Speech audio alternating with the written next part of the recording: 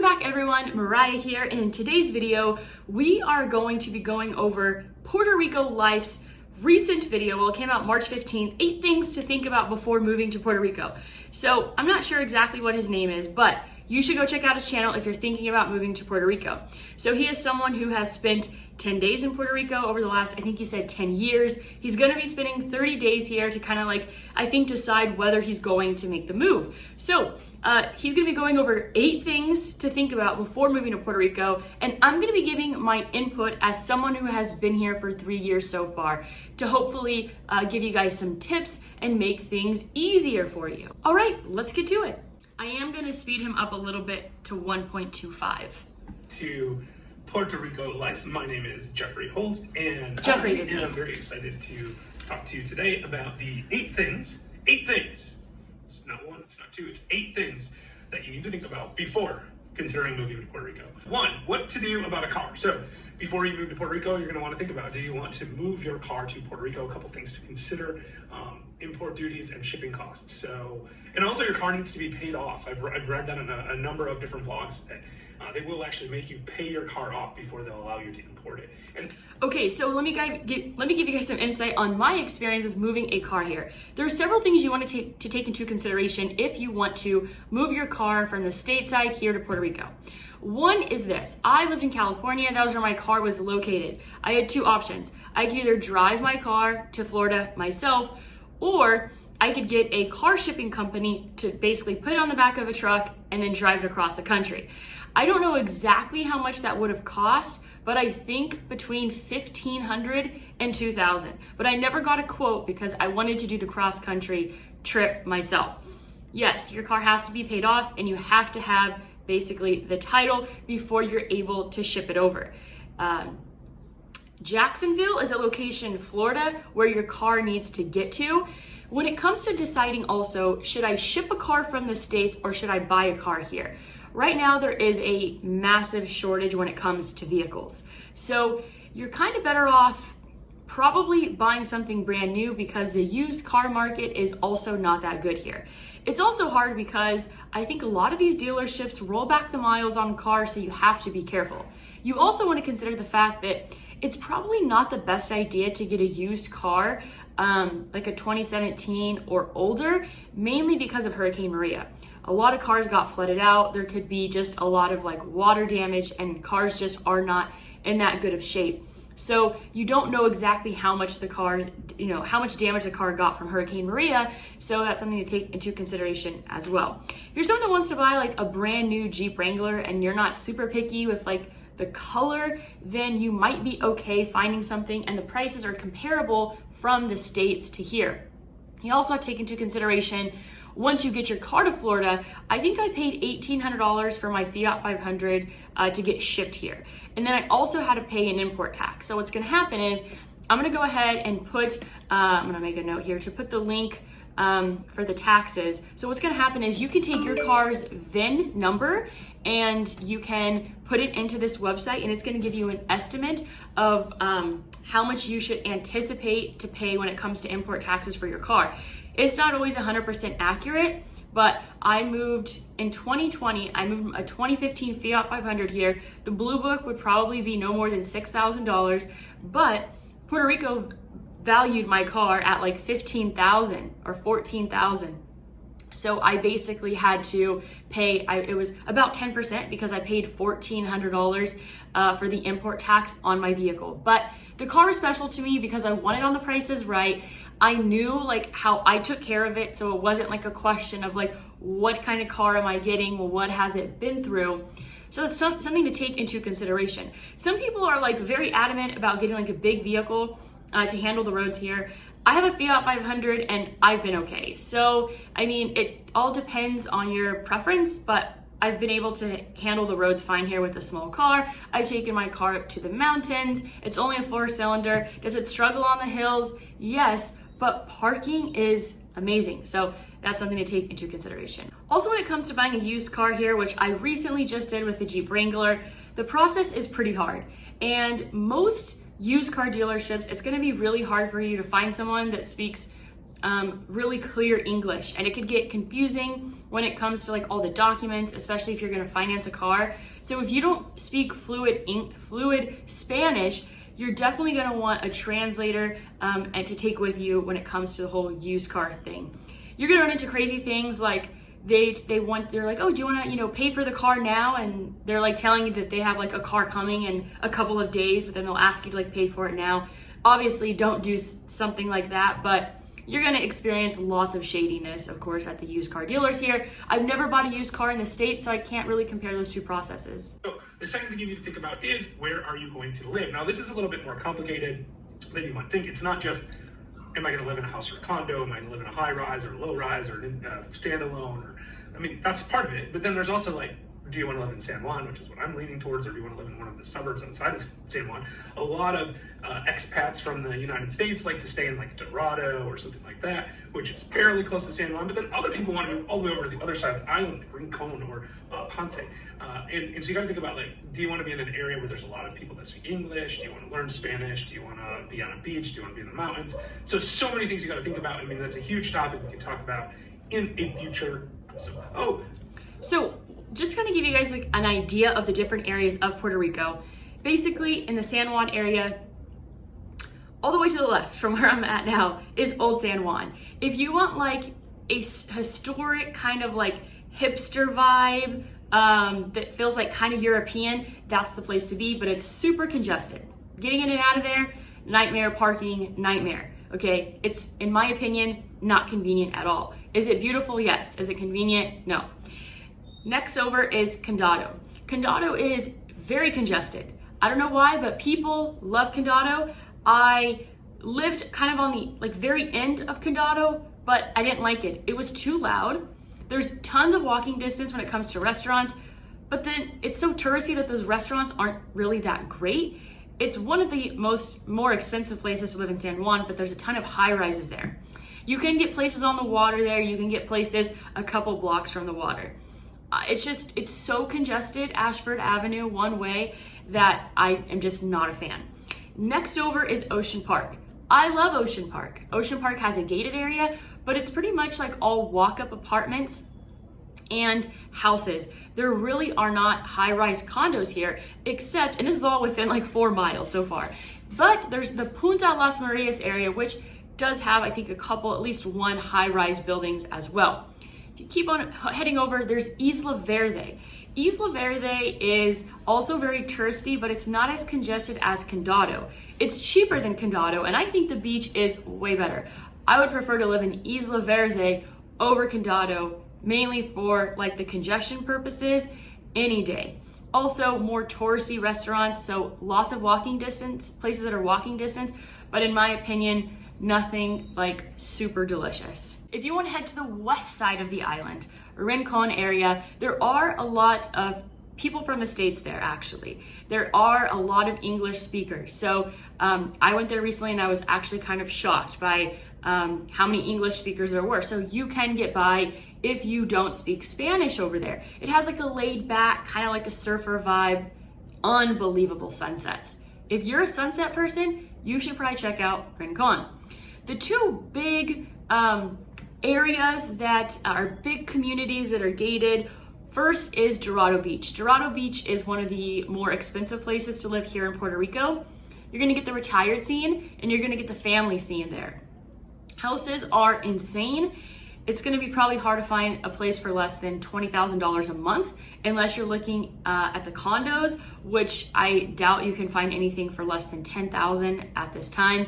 Everything has doubled recently. The supply is extremely low. Dorado Beach is beautiful, okay? There's about 4 or 5 restaurants within Dorado Beach. It's like living in a bubble, but it is beautiful. If you're looking for the safety aspect when it comes to your kids, it's incredible. And if you're looking to network with like high income individuals, big business people, that's the place to be. There's also Palmas del Mar, which is about 1 hour from San Juan. That community got hit pretty hard by Hurricane Maria, so physically it's still recovering, or when I went about 1.5 years ago, it was still recovering quite a bit. Palmas is very inexpensive, especially compared to Dorado Beach. I'm not super familiar with the numbers, but you can get a pretty solid place, I think, for 250 to 300K. Also, a lot of families there. In my opinion, the beach is not very good, but you're close to the islands if you want to go to Culebra, like from like the boating scene perspective. If you're someone that wants to have a boat and boat like very consistently, being over in that area would make a ton of sense. Circling back on the car thing, the third thing that you need to think about is, how do you change your driver's license over? Because if you're going to move to San Juan, you're going to probably want to drive at some point. Yes, you can do Ubers and stuff like that, or especially if you're going to move somewhere else on the island, you're definitely going to need to figure out the driver's license situation. So that's something you need to consider as well. Okay, so when I first moved here, no one got cars and everyone Ubered. The scene has changed dramatically because Ubers can get really expensive. For example, if you're trying to get out of Old San Juan and go like 4 miles around the curfew time, your Uber's probably gonna cost you $50. It is ridiculous. Usually in the evenings on like Fridays and Saturdays, it can get really expensive. So Uber isn't cheap like it used to be. I also know a lot of people who would actually just rent cars for a month period of time. The rates have changed dramatically when it comes to car rentals. I know people that would sometimes get rentals for $600, $700, $800 a month, and now you can anticipate $600 to $700 to $800 at a weekly rate. When it comes to your driver's license, I recommend going to the Supermax in Condado, okay? Upstairs, there is basically a place that is like the DMV Express line. So you go there, you pay a little bit more, but you're not gonna be spending all day at Sesco. I'm pretty sure that's what it's called, Sesco. It's like the DMV. And so you basically pay more and they do everything there for you. You go once, you fill out the application, you hand over your stateside driver's license, and then they basically keep it, and then they're going to give you the Puerto Rican one in return. Make sure that you get not the verified, the whole new ID. It's gonna have basically a little star in the upper corner. I forgot the term that they use now, to the real ID basically, so that you can use that if you're going in and out like through the airport, so you don't have to carry your passport. Make sure you get the real ID. I think whatever it was gonna cost me at Sesco, I paid like $20 or $30 more by going to this place. So I highly recommend it. It's kind of like the fast track line. It's just, you're gonna be happy that you did that. Fourth thing you need to think about is, Oh, sorry, one more thing. I believe now to get a Puerto Rican license here, you have to take a written test. When I did mine, I did not have to take a written test. So you're gonna have to study a little bit to take the written test to pass to get your driver's license, unfortunately. Opening bank accounts, registering to vote, all of the kind of stuff that you need to do regularly, registering your car, whatever it might be, but there's all this sort of myriad of like day-to-day activities that you do once when you move somewhere. You need to start thinking about those, like what bank do you want to use? How does that work? Things like that. So we'll try to find out more about that, and hopefully I'll do a video about that as well. Okay, the banks here are absolute trash. Banco Popular, First Bank, people have hundreds of thousands of dollars locked up all the time. They will shut down your account for basically no reason. The bank scene is really hard here, okay?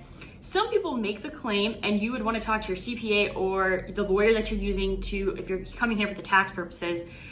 If you're not coming here for the tax purposes and you're not really worried about a closer connection to Puerto Rico, it's not a bad idea to use a different bank that's not a Puerto Rican bank. So let me give you an example. Some people say that you just need to do your personal banking in Puerto Rico.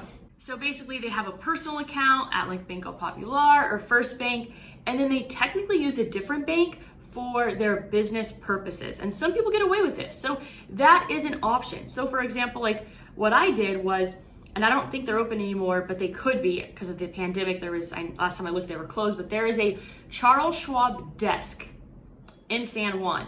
And I went in there, I think I could have just created an account online, but I physically went in there and I opened up an account there. So that could potentially be considered a Puerto Rican bank. And Charles Schwab works flawlessly with crypto exchanges. So I'm really happy with that personal decision that I make to have Charles Schwab. So I have Charles Schwab, and then I also have a Puerto Rican bank. The fifth thing you want to think about is what kind of organizations do you belong to now, and are they important for you when you get to Puerto Rico? For example, I like to go to church, so I go to church fairly regularly, maybe not as regularly as I should, but I'm hopeful that I can establish for myself a regular routine of going to church in Puerto Rico. Now, because I'm a native English speaker, it'll be much more comfortable for me, at least initially, to go to an English language church, so I need to find an English language church. But it doesn't have to be a religious institution. It can be other things too. If you regularly participate in some kind of business meetup, like B&I groups, or maybe you meet with other people in your field and have like a coffee once a week, you have these social things that you do.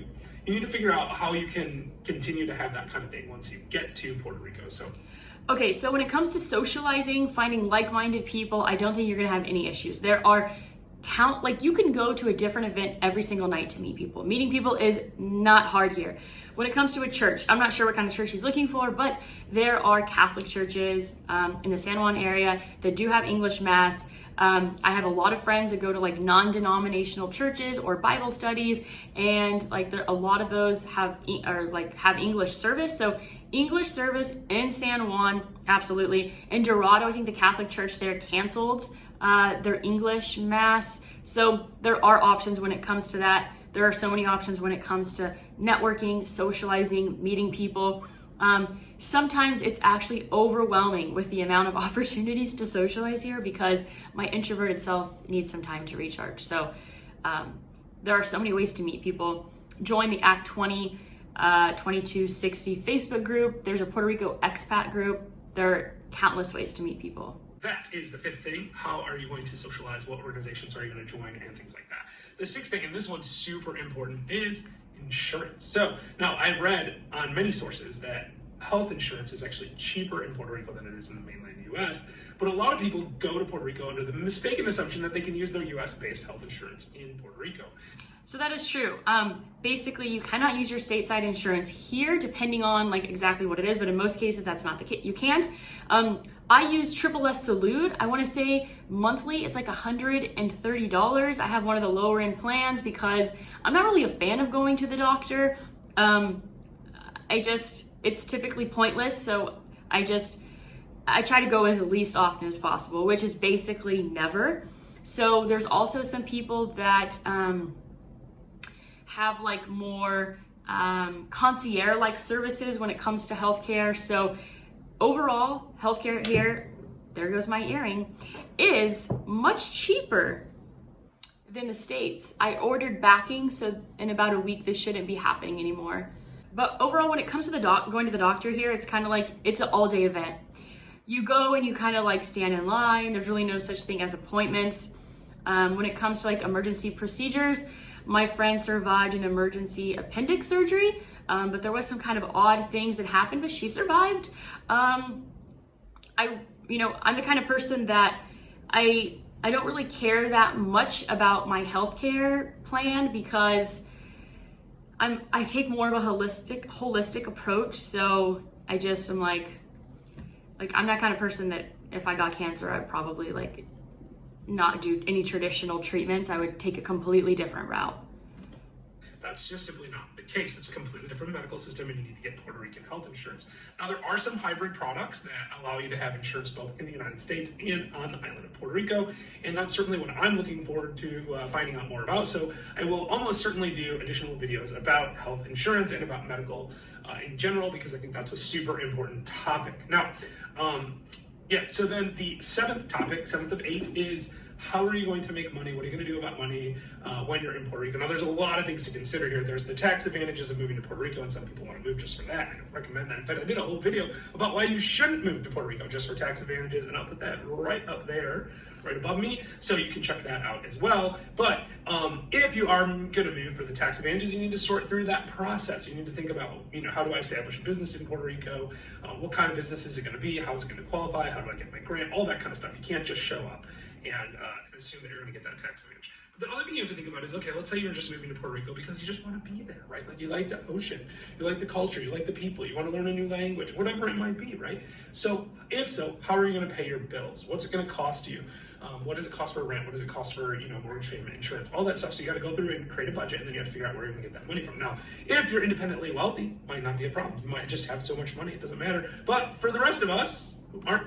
Okay, so when it comes to jobs here, I do hear all the time people saying that they don't get jobs because they're overqualified. So it definitely depends on what you're looking for.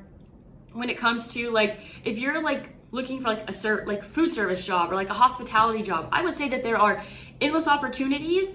And I mean, people that work with urgency, that are hard workers, that have a stateside like pace when it comes to working and serving people, I'm sure they would welcome you with open arms, because service lacks incredibly here. When it comes to like more professional jobs, honestly, I have no idea what that scene is like. The people, like majority of my friends, they are business owners, or I have some friends that are like doctors here, so they do like radiology, and then they export services outside of Puerto Rico. So there are tax advantages if you're coming to do real estate projects. If you're doing anything with tourism, there's massive opportunity when it comes to tourism, especially now. If you're a doctor and you come here, you only pay 4% tax. So there's a lot more tax incentives outside of the ones that people typically discuss, the 4% corporate tax and the 0% capital gains. There's also one, for example, the Young Entrepreneurs Act. So basically, if you're between the ages of, I want to say 16 and 36, then you can start a business in Puerto Rico, and you do not pay taxes on the first $500,000 in revenue or the first 3 years, like basically whichever one comes first. And the eighth and final thing that you need to think about, and just as a reminder, there probably are many more that I've forgotten, and I definitely will try to touch on those if you just put them down in the comments below. But the eighth thing is, do you want to learn Spanish? Yo hablo español. Me llamo Jeff. That's about all I got. I'm not a Spanish speaker, obviously. Now, I've done some videos. In fact, I have a whole playlist, which I put right there, of language learning videos. Okay, so I have been here for 3 years. I know more Spanish than I used to, but by no way am I fluent. I have a really hard time like catching on to like the Spanish in Puerto Rico, because it's very, very fast paced. For example, I have a friend, her family's from Mexico. She speaks Spanish at home all the time. She is fluent. She came to visit me and she had a really hard time understanding the Spanish here in Puerto Rico. So I have been able to get by for the past 3 years without Spanish. Does it make things difficult? Yeah, sometimes. Are you able to get away without speaking Spanish? Yes. People will all the time tell you, oh, you have to learn Spanish, typically locals. You know, I think that's slightly rude, to be honest with you, because, you know, for example, in California, there's a lot of people from Mexico that live in California, and I have never once felt the need to say to someone, you have to learn English. It just, I don't know. It's a little bit like, don't tell me what to do. I don't like to be told what to do. So I would love to just know Spanish. It would be great, but it is going to take time. It's going to take a lot of effort and discipline. And I guess I just haven't found that level of discipline yet. So if you want to get along really well in Puerto Rico, I'd highly recommend learning Spanish. So the eighth thing you need to think about is, do you know Spanish? And if not, are you willing to learn? Because if you're not, maybe you should pick a different island. I don't think so. If you don't want to learn Spanish, there are so many people I know here that do not speak Spanish, and you can survive here without Spanish. So I definitely disagree with that, obviously, because I don't speak Spanish. And this is what ends up happening. Okay, so I have a really hard time understanding Puerto Rican Spanish. I can understand other people's Spanish that speak really slowly, but Puerto Ricans speak fast, which is fine, right? It's how they speak Spanish here. So what happens is, I'll even try to start the conversation in Spanish, and then they immediately know that my Spanish is just not very good, and their English is always going to be better than my Spanish. And so then also Puerto Ricans love to practice their English. So they're great opportunities. So you try, and then, they appreciate the effort, 100%. But then, you try, and then they're like, all right, I can tell this person speaks English. So then they're gonna take advantage and want to practice, not take advantage, but take the opportunity to practice some English. Seems like speaking the language native to that island makes a lot of sense. Now, granted, you probably can get by with English. I know people that live in San Juan that only speak English. They probably speak a little bit of Spanish, just passing them out to get around, but they're not immersing themselves fully into the culture by doing it that way, and I highly recommend people. All right, so go ahead, check out Jeffrey's page. It's called Puerto Rico Life. Get him some more subscribers. He's been making more videos about Puerto Rico over the last few weeks, so if you are someone that wants to kind of get his perspective on moving to Puerto Rico, it's a great opportunity. So that's all I have for you today. As always, go out there and create a portfolio that you love.